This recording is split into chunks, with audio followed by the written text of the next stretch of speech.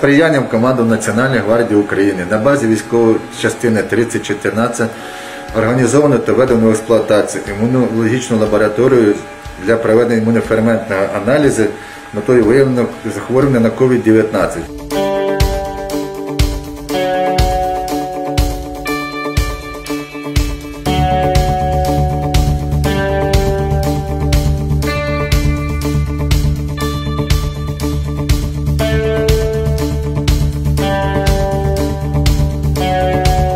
За добу наша лабораторія спроможна зробити 96 аналізів.